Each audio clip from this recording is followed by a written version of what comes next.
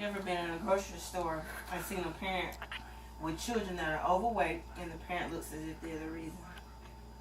Can you imagine walking by and seeing nothing in its contents healthy? Why do you think that is? By now, you're thinking my cart looks like that. Or you say no, mine doesn't. Well, we must all take our place in taking back the health of our children. Did you know that childhood obesity has been growing at an alarming rate in the U.S.? According to the State of Obesity website, African Americans in the U.S. have a higher risk of having stroke and heart disease, which is a leading cause of death. From the ages of 2 to 19, African American children are overweight, which is 20.2% in the nation compared to white children, which are 14.3%. Latino children are roughly 38.9% as well. I want to tell you a story about a girl named Ashley who is 14 years old and she's 170 pounds. In 2002, she sued McDonald's along with some others for promoting her obesity. Ashley started out at the age of 5 going to McDonald's for Happy Meals just for the toys. And this led her to becoming hooked on it. In the courtroom testimony she gave, she blamed them for her being overweight, and she developed diabetes, coronary heart disease, high blood pressure, elevated cholesterol intake, and other ailments. After taking actions toward McDonald's twice, her case was still dismissed. Now, all of this could have been avoided if her parents had taken time out to make sure she had a healthy meal prepared. It is said that overweight medical costs from the year 2005 to 2012 have been amounting up to $190 billion and expected to double by the year 2050. Now, this is the extremely high number, and it is the result of being obese in the African American and Latino communities. We must monitor and cut our spending on unnecessary foods that cause harm to our growing children.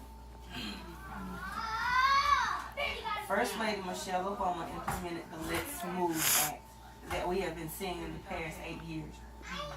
The main focus is to get our youth back healthy, which have been listed on the WebMD's website.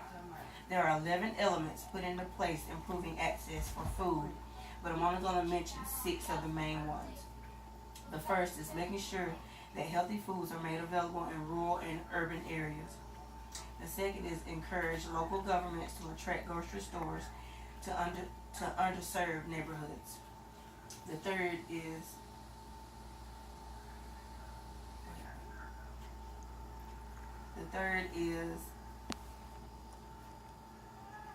to encourage facilities that serve children to promote healthy foods and drinks. Fourth is provide economic incentives to increase production of healthy foods. Fifth is evaluate the targeted subsidies on purchases of healthy foods through nutrition assistance programs. And lastly, study the effects of state and local sales tax on calorie-dense food. By having the government raise the income amount so that more families will qualify for women, infant, and children, which is the WIC, gave lots of homes assistance to feed their children fruits and vegetables that they need for their daily intake.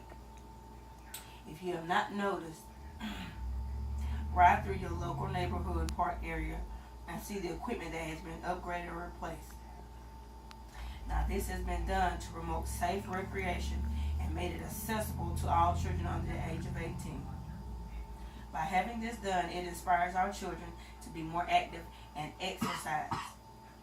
We want our children to grow into healthy adults, and if we want their lifespan to increase, we must get them the nutrients that they need. By doing this, they will absorb more educational studies that will allow them to excel in their careers. HealthyGeneration.org reads, Spout Springs School of Enrichment in Flowery Branch, Georgia, joined the Alliances of Healthy School program in 2011. Since then, test scores have risen and disciplinary referrals have dropped. By incorporating classes with nutrition and physical activities, they have reduced non-instructional time and increased active learning time. Now, if we want our children to have the best of life and be successful, we must do our part in keeping them healthy. This can be done by simply turning off the TV, picking up the right foods, promoting exercise, and taking the time to ensure that they are doing this. As a parent, we do not want our child to suffer at the hands of obesity. So, with this epidemic must end, and it starts with us.